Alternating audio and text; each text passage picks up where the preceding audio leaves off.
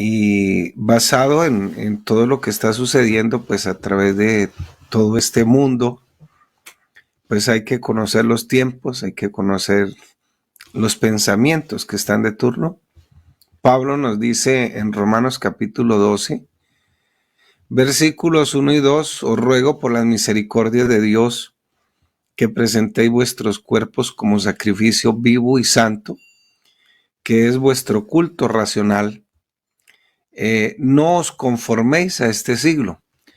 La palabra siglo se puede traducir como época, eh, un pensamiento, dependiendo, pero no os conforméis al pensamiento que está sucediendo en este momento, en este mundo, sino que renovaos por medio de vuestro entendimiento para que podáis comprobar cuál es la voluntad de Dios, que es agradable y es perfecta. Entonces, para que el ser humano, el cristiano, pueda comprobar la voluntad de Dios, tiene que estar renovando su pensamiento. Y aunque la palabra de Dios, valga lo que dice nuestro hermano Jairo, que está resaltando esa parte, la palabra de Dios nunca cambia. Las culturas cambian, ahí es donde está el problema. Las edades van cambiando, por eso no os conforméis a este siglo. Estamos viviendo en una era posmoderna, esta es la famosa era de la posmodernidad. ¿Qué trae esta era? ¿Qué trae esta época? Esta época trae, a partir del año 2000, trae un pensamiento humanista, trae un pensamiento relativista y trae un pensamiento, más que todo tiene el enfoque en el relativismo, pero a su vez le agrega el pensamiento humanista o secularista, perdón, esa es la otra palabra, humanista, relativista y secularista. Secularista quiere decir que todo lo quiere razonar, incluso la fe. Y al no hallar una respuesta científica, porque pues se busca la manera de buscar una respuesta científica, entonces todo lo cuestiona el secularismo. Él tiene la tendencia a llevarnos al ateísmo. Está el secularismo, es ese. Está el relativismo, que tiene que ver con que cada persona tiene su propia verdad. Incluso dentro de la misma congregación hay personas que tienen muchas verdades, todo lo cuestionan, todo lo quieren llevar al plano científico, en otras palabras. Pero también está el humanismo. Ese humanismo nos ha traído el movimiento político, porque tenemos que verlo desde ese punto de vista, si usted lo investiga, de la ideología de género. Y ese humanismo nos trae otro problema de que lo que vale es lo que se siente. Entonces, más que todo el ser humano vive por emociones, se ha vuelto muy emocionalista, se ha vuelto una persona muy sensible en ese sentido. Y que lo que vale es lo que siente, ¿no? Si él siente ser un perro, eso es lo que él es, por eso se llama ideología de género. Dijo alguien por ahí en una red social, dijo, pues yo he sentido tener la chequera o tener la billetera de Bill Gates, pero no jamás se ha logrado, jamás se ha logrado. Entonces, sin embargo, hay que tener en cuenta eso, y el apóstol Pablo sí nos amonesta, nos exhorta, nos anima a que no nos conformemos a este siglo.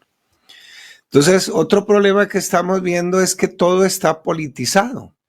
Todo está politizado. Por eso es que usted ya no tiene autoridad sobre sus hijos.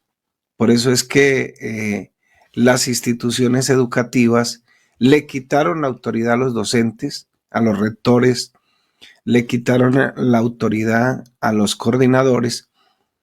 Y entonces ya no se le puede decir nada al chico porque todos son demandas. Y de paso, nuestra Constitución que es muy permisiva en ese aspecto. Eh, bueno, como ahora está de moda el presidente Petro, pero eso no la hizo Petro. No, yo no soy de ninguna corriente política, de una vez les aclaro. Sin embargo, me gusta ver las noticias y me gusta ver todas las polémicas que se arman en torno al que está gobernando en este momento. Sin embargo, el cristiano debe estar en otro plano. El cristiano debe ser una persona que sí lo cuestione todo, sí tenga el pensamiento de mirar qué es lo que está alrededor de su mundo. Pero el problema es que todos esos pensamientos que le estoy diciendo se nos están pegando a nosotros. Y aunque no quieran, permean al cristiano. En biología uno ve algo que se llama ósmosis. La ósmosis es que hay algo que penetra a través del objeto. Y en ese caso pareciera que nosotros estamos por ósmosis recibiendo todos esos pensamientos y que sin embargo nos están permeando. Por eso el profesor ya no puede atacar el bullying en el colegio de una manera contundente porque se le ha quitado la autoridad a los profesores. Eso se llama la politización de todas las instituciones, incluyendo su hogar, incluyendo mi hogar, incluyendo el colegio. Entonces, qué bueno que nosotros podamos entender qué tipo de épocas estamos viviendo, dónde estamos ubicados, cómo estamos haciendo nosotros para poder erradicar eso. Aparte de que la iglesia en sí tiene otros enemigos. Yo ayer le enseñaba a la iglesia, ayer sí daba un sermón expositivo acerca de lo que es el legalismo. De pronto un día esto lo compartimos con ustedes, de lo que es el legalismo, y uno de los peores enemigos que tiene la iglesia no es ni siquiera las persecuciones, sino el legalismo. Es otro problema de saber afrontar y enfrentar lo que es la vida cristiana, lo que es el cristianismo, lo que es el evangelio para mí. Entonces, qué bueno que nosotros vivamos no por emociones, como lo está predicando este mundo relativista y humanista. El mundo humanista predica que lo que vale es lo que se siente, pero el problema es que si mis emociones van a conducir el vehículo, pues lamentablemente no estoy tan sobrio, porque a veces no estoy sobrio. Una persona no solamente está ebria de alcohol o de drogas, una persona está ebria cuando no puede controlar sus estados emocionales. Por eso hoy día se habla de mucha salud mental. Y realmente, como nos enseña nuestro hermano Álvaro Torres, el cristiano es el que mejor salud mental debería estar gozando. Pero lamentablemente nos estamos conformando a este siglo. No estamos conformando a sus pensamientos y nos están llevando al mismo plano de las emociones. Todo lo que se siente es lo que realmente vale. Y por eso lamentablemente los cristianos estamos cayendo en ese ambiente del emocionalismo. Entonces, hoy siento, mañana no siento, en la mañana sí siento, en la tarde ya no siento, es que no tengo sentir, y hasta se confunde todo eso con un nivel de espiritualidad, y hasta se le dan unos niveles de profecía, y es que siento y no siento y todo eso.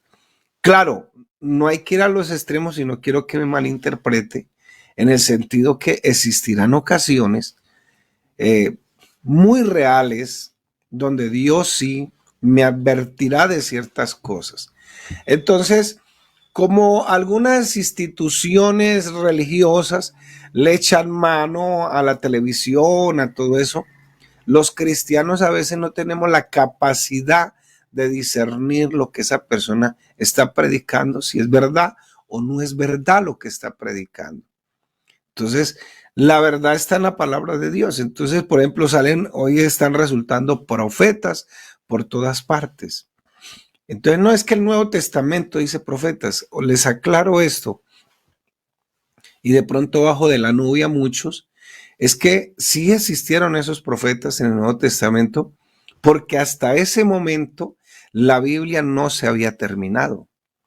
La Biblia, no se le olvide, se tardó 1600 años. Sin embargo, si usted lee la carta a los Hebreos, los primeros dos versículos, usted se dará cuenta que en los antiguos tiempos, Dios le habló a los padres, o sea, la generación que él tenía por su pueblo, por medio de los profetas, pero también dice el texto sagrado que en este tiempo nos habla por medio del Hijo.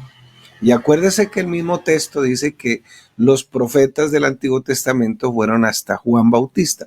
Sí existieron unos profetas en el Nuevo Testamento, pero esos profetas fue para edificación, para prevención, no para adivinarle el número de la suerte, para decirle que su marido está mal emocionalmente. Eso es prácticamente como experimentar la brujería con otro nombre. Entonces, y por eso este sistema emocionalista nos está llevando a que algunas palabras que nos manejemos más por los sentidos, algunas palabras cambien. Entonces ya al aborto no se le dice aborto, sino el embarazo interrumpido. Entonces suena un poquito más legal y menos doloroso para decir que es un asesinato.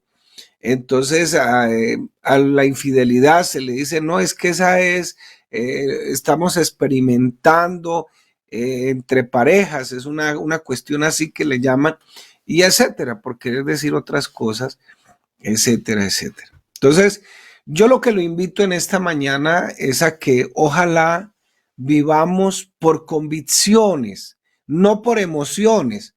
Entonces, a veces cuando estamos muy en el terreno emocional, nos acostumbramos a que el motivador evangélico, no el predicador, sino el motivador evangélico pasa y algo está pasando, este ambiente está pesado, vamos a decir, hay poder en el nombre de Jesús 5 veces y tal y todas esas cosas.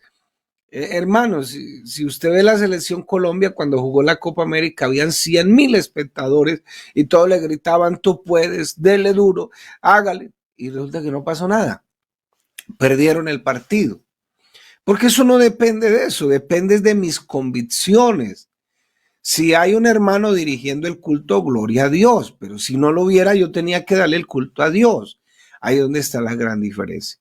Dice la palabra de Dios en Santiago 5:17, Elías, hombre sujeto a pasiones semejantes a las nuestras, y oró fervientemente para que no lloviese, y no llovió sobre la tierra por 3 años y 6 meses. ¿Qué quiere decir la palabra pasiones? En el texto de este texto, la palabra pasiones significa aquí sus estados emocionales, igual que los tuyos, igual que los míos, igual que los de todo ser humano, unos más fríos que otros, pero al fin y al cabo sus estados emocionales. Sin embargo, pues Elías también pasó por esos estados emocionales. Un día estaba fuerte, al otro día estaba débil, un día estaba fuerte, mató tantos sacerdotes, al otro día le corrió a una mujer porque lo amenazó. Sin embargo, también estaba confundido, pero Dios sí tiene la solución perfecta. La solución para Elías es que descansara, que comiera bien y que tuviera un buen amigo. Eso le puso Dios a Elías para que pudiera seguir adelante por el desierto.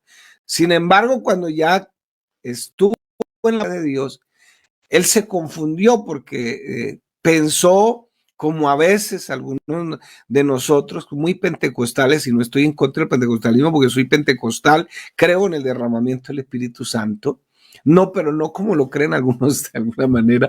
Entonces, él pensó que en ese estruendo estaba Dios, y no estaba Dios. Él pensó que en ese torrecio no estaba ahí, estaba en ese silbido apacible, porque aunque no crea, Dios hubiese querido que estuviera en el estruendo. Lo que Dios quería es que Elías entendiera que esto no se maneja por estados emocionales, esto se maneja por convicciones. Las convicciones nos harán a nosotros que nos paremos allá. Realmente mandamos nuestra en el Señor. Y una de las decisiones más importantes en mi vida es a vivir no por emociones, sino convicciones. Porque la persona a veces que vive por emociones, ay, es que como que no siento ir al culto y no va. No, es que me paré como que no siento orar y entonces no ora. Es que hoy me paré como que no siento leer la Biblia, entonces no lee la Biblia. Claro, también hay que hacerlo de una manera en que esa motivación de leer la Biblia, de orar y todo eso sea correcto, porque si usted lo hace de manera religiosa, pues ya se volvió un legalista, un hipócrita con Dios, porque el legalismo promociona la hipocresía. Qué bueno que tenga usted, haga las cosas correctas con las motivaciones correctas. No, yo leo la Biblia porque tengo un encuentro personal con Dios, yo leo la palabra, yo oro, porque ahí yo voy al culto porque realmente me deleito con mis hermanos y donde está la presencia de Dios, pues allí yo quiero estar. Dice el Salmo 133, cuán delicioso es habitar los hermanos juntos en armonía, porque allí envía el Señor bendición y vida eterna. Entonces, uno de los retos más grandes o de las decisiones más importantes de nuestra vida es la que tiene que ver con no vivir por emociones, sino que vivir por convicciones.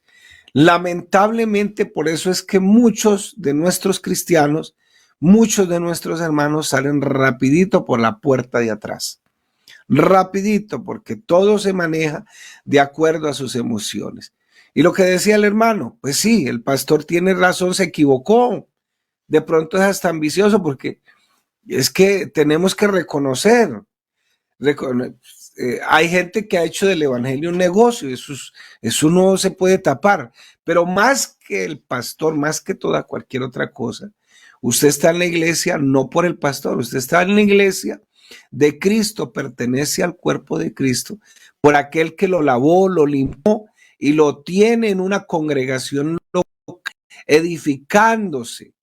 Por eso dice la palabra del Señor, edificados sobre el fundamento de apóstoles y profetas, siendo la principal piedra del ángulo Jesucristo mismo.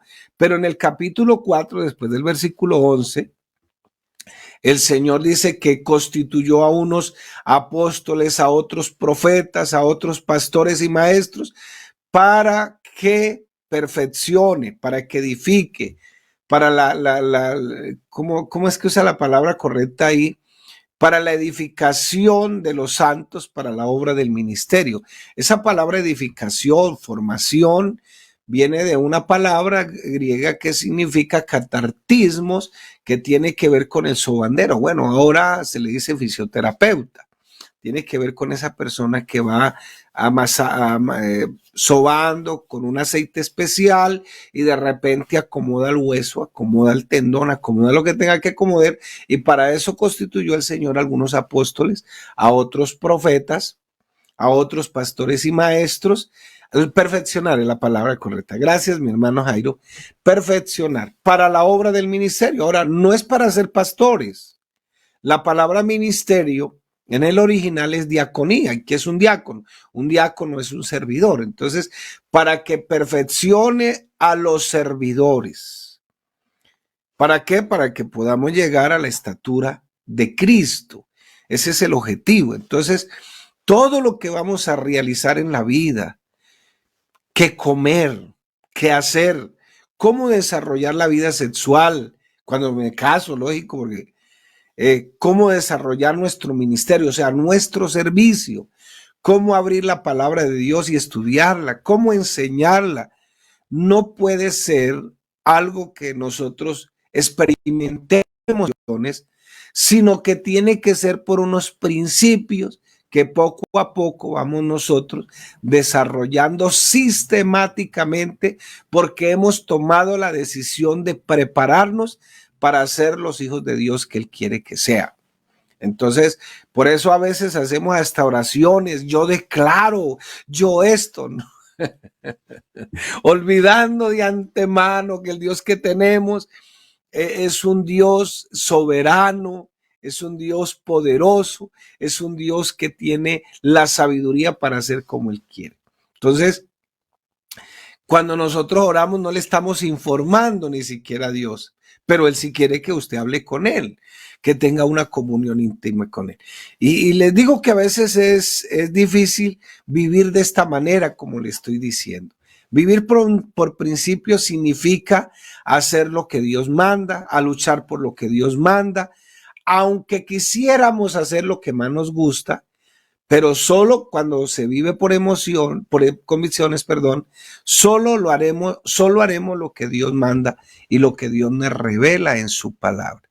Por eso hay gente que se desanima rápido, porque aunque la semilla es la misma, que en este caso es la palabra de Dios, se desaniman rápido, se van de la iglesia. Ay, es que esto no era lo que yo me esperaba. Entonces vienen las pruebas, vienen las luchas. Ella se fue del evangelio, él se fue del evangelio, entonces él también se descarría. Y eso me da a entender a mí que era un cristiano falso también. Porque cuando una persona, uno de los dos no quiere seguir al Señor, el otro tiene que estar más cerca de Dios. Entonces, quisiera decirle que esto es fácil, pero no es tan sencillo. La vida, una vida llena de principios, ¿qué significa? Que no importa cuán linda sea la enseñanza, o cuán linda sea o reconocido el predicador, o cuán emocionante sea lo que yo escucho, mis decisiones, mis determinaciones van a estar basadas en los principios bíblicos, en las verdades bíblicas. Voy a analizar todo lo que escucho. Voy a poner un filtro ¿para qué? Para que pueda entender todo lo que sea lindo, o si es lindo y bíblico, o si es lindo solamente, pero no es bíblico. Eso no quiere decir que yo ya voy a empezar a criticar, voy a empezar a esto. No, no, eso quiere decir que me tengo que preparar, porque si alguien me viene a preguntar, yo tengo que ayudar a edificar mi iglesia. No hacer divisiones, porque ese es otro problema. Entonces ya como me creo más que el pastor, me creo un poco mejor, ya voy al instituto bíblico, entonces ya puedo cuestionar todo y todo esto y echo para atrás. No, porque Dios lo ha puesto en su iglesia local y quiero que entienda eso, que eso es lo que nos dice Efesios capítulo 4. Dios lo ha puesto en su iglesia local para que usted crezca espiritualmente en todas las áreas de su vida. No lo puso en la iglesia universal. Gracias a Dios por estos devocionales que nos ayudan a reforzar la vida espiritual, sobre todo que a veces estamos en el trabajo, a veces necesitamos en la mañana esta palabra. Necesito saber si cuando se vive por convicciones, necesitamos saber si nuestra vida cristiana la vamos a desarrollar en lo que más me gusta, en lo que más deseo, en lo que más anhelo o en los principios que la palabra de Dios me va diciendo. Vivir por emociones es muy fácil, muy sencillo. Entonces, por eso hay gente que pasa demasiado al altar, escucha una predicación linda, motivada, motivacional. No estoy en contra de eso, porque hasta yo a veces pego el grito, a veces salto también, aunque no soy muy de esos, pero sí, a veces también me da así la emoción y todo eso, pero no siempre la persona pasa porque algo pasa en su vida que no ha logrado tener ese equilibrio espiritual. Vivir por esas emociones es muy facilito, pero eso no funciona. Nadie puede arreglar sus problemas emocionalmente. Nadie puede tener un matrimonio apropiado basado en sus emociones. Nadie puede desarrollar su sexualidad apropiadamente o saludablemente basado en sus emociones, porque nosotros tenemos pasiones y si nos dan la rienda suelta hacemos lo que se nos da la gana. No, nadie puede desarrollar todas estas cosas por emociones y que produzca realmente un beneficio, que la persona esté basada en sus convicciones. Entonces, ¿qué quiero en mi sexualidad? ¿Cómo la debo desarrollar? ¿Cómo debo desarrollar mi vida cristiana? Pero entonces a veces queremos que todo nos lo pongan en bandeja de plata y hasta que vivan la vida por nosotros mismos. Nunca una chica cristiana, nunca queda embarazada por tener unas altas convicciones bíblicas. No, si tiene buenas convicciones bíblicas, no queda embarazada antes de tiempo. siempre será por nuestras pasiones humanas. Entonces, nadie, nunca su matrimonio cristiano se llega a divorciar porque usted tiene altas convicciones bíblicas. No, si se divorcia porque no sabe manejar sus problemas emocionales. Entonces viven por emociones. Nadie se divorcia si su matrimonio está basado en los principios bíblicos, y menos cuando los dos han tomado la decisión de aplicar los principios de la palabra de Dios. Pero si uno de ellos, uno de los dos, toma la decisión de vivir basado bajo sus hormonas, que la menopausia por la que está pasando, que el estrés que desarrolla, que las emociones que siente, las pasiones que experimenta, a la final terminarán divorciados. Y entonces el término moderno para nuestros sentidos es no hay compatibilidad de caracteres. Pobres hermanos de los tribunales eclesiásticos. La verdad es que no quisiera estar en los zapatos de ellos, porque para poder ministrar este mundo moderno, este mundo relevante es que cambia continuamente, cada quien tiene su verdad, necesitamos cambiar nosotros, necesitamos que entendamos realmente lo que es la vida cristiana. Escuché un predicador por ahí, pero me impactó lo que dijo. Había estado por allá en África y había estado en una aldea de África, y la gente que estaba ahí, pues de alguna manera recibieron el evangelio, pero las oraciones de ellos son muy distintas a las oraciones de nuestras, dentro de nuestro contexto latinoamericano. Él decía que la gente oraba ya cuando se entregaba al Señor: Señor, envíeme a cualquier parte del mundo. Yo quiero sufrir por causa del evangelio. Yo quiero ser un mártir por causa del evangelio. Y muchos a veces en nuestra iglesia quieren salir al ministerio, sin duda. Entonces, pero quieren que los pongan en una iglesia en la ciudad, que no tenga, ojalá que tenga todas las comodidades, etcétera, etcétera. Pero nadie quiere sufrir. Nadie quiere sufrir por causa del evangelio. Entonces, ya alguien le habló durito a un hijo, entonces, no, ya voy donde malestar familiar y lo demando. Ya esto, o sea, estamos pasando por unos momentos, por eso les decía al comienzo de la predicación, estamos pasando por momentos. Ojalá usted conozca estos momentos que estamos viviendo. Si tomamos la decisión de manejar nuestra vida, el servicio que nosotros hacemos, no necesitas que el pastor te dé un cargo para poder cumplir tu llamado, donde trabajas, donde vives, donde vas, etcétera, etcétera. Nuestra sexualidad, la disciplina de mis hijos, todo a veces está basado en las emociones que experimentamos y no en los principios bíblicos. Entonces, si no logramos equilibrar y entender eso, nada de lo que nosotros hagamos en la vida cristiana va a funcionar. Por eso, hoy uno escucha padres que dicen: no, es que yo no quiero que mi nené pase por las que yo pasé. Entonces le pone todo en bandeja de plata y el muchacho se acostumbra a ser un parásito. Por eso, si usted busca en Google, encontrará qué son los niños nini o qué son las personas nini. Esas personas que no se quieren ir a la casa porque todo lo tienen en la mano, todo le sirven, todo le dan, entonces no quieren irse a la casa, etcétera, etcétera. Entonces, ya el papá, porque el niño no se ponga violento, le permite que traiga a la novia, entre comillas, a la casa, el novio a la casa, si no la niña o el chico se molesta. Y son cristianos sus padres. ¿Qué pasó? ¿Qué pasó ahí? Queda uno como con los cuentos de Condorito, plop, así.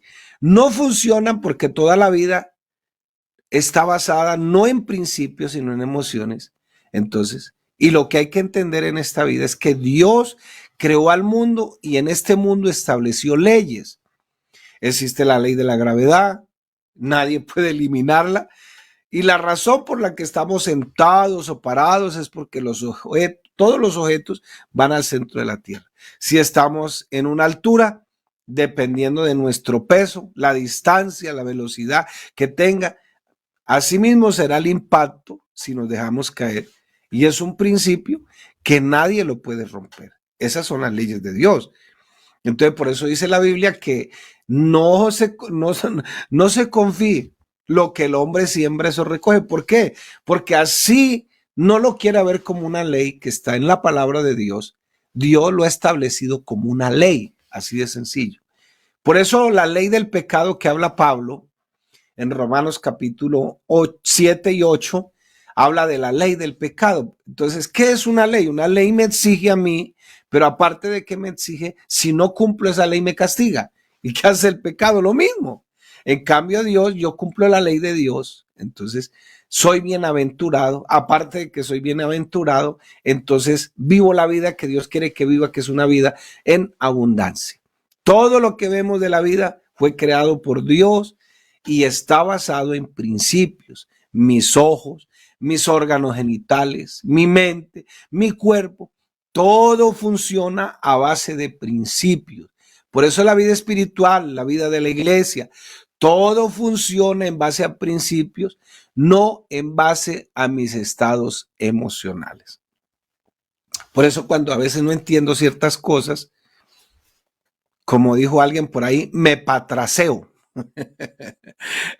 Claro, muy términos, muy coloquiales aquí de nuestra región, ¿no? Alguien decía, existen cristianos que realizan la danza del indio. En la iglesia a veces saltamos, brincamos, como si a través de eso Dios fuera a derramar de su poder. No quiero decir que no lo podamos hacer, claro que lo podemos hacer, pero yo debo tener muy claro cómo es que Dios obra. No es que usted lo esté llamando, así como cuando Elías le dice a los profetas, grítenle más duro. No, yo sé que Dios está ahí. Es más, ve, hay gente que dice, es que no siento a Dios. No, así no lo sienta. Usted tiene que entender que no es porque usted lo sienta, es porque hay una promesa en la Biblia que Él dijo que iba a estar conmigo todos los días de mi vida. Entonces hay hermanos que no tienen la misma manera de expresarse, de pronto hablar en lengua duro, gritar duro, saltar, son más parcos. Pero si usted les pregunta a ellos, ellos están experimentando su vida emocional, su vida espiritual a su manera. Entonces, no es que esté en contra de lo que le acabo de decir. Si el Espíritu Santo lo toma y realiza algo espectacular, una danza, qué sé yo, no hay problema, no hay ningún problema. Pero entonces no podemos juzgar al hermano por lo que hace o no hace. Los principios me enseñan que el ministerio de un cristiano, su vida cristiana en otras palabras, es relevante, es grandiosa, es extraordinaria, pero dependerá, esa vida cristiana dependerá de cuánto aplica usted los principios basados en la palabra de Dios. Dependiendo de cuán serio es su aplicación de esas leyes que Dios ha puesto y no en sus emociones humanas, entonces usted tendrá bien definido que usted sirve a Dios por principios y no por emociones. Yo estoy en un sector, me río porque es que uno escucha cosas, ¿no? Estoy en un sector donde no es muy anhelado, no es muy querido, porque pues aquí hay conflictos a veces. Gracias a Dios ahorita estamos en una relativa paz, pero hay conflictos de guerra, los grupos al margen de la ley, todas esas cosas, y nadie los quiere. Nadie quiere estos sectores. Y hasta los mismos compañeros, no, Dios mío, ¿cómo te vas a dejar llevar para allá? Pues la cuestión aquí es a quién estoy sirviendo y cómo es que estoy sirviendo. Entonces, ahora me voy a meter un poco con todos esos que viven por el amor. Entonces, ¿qué definición tiene usted del amor? Si definimos el amor en base a cómo lo define la gente que no cree en la Biblia, entonces vamos a tener conceptos equivocados del amor. Por ejemplo, una cita amorosa. Entonces la gente cree que una cita amorosa es irse a verse escondidas debajo de un árbol, acariciarse, besarse, excitarse y de pronto hasta tener sexo. Eso es una cita. No, una cita amorosa es cuando yo me reúno con alguien. Y en este caso, un culto es una cita amorosa.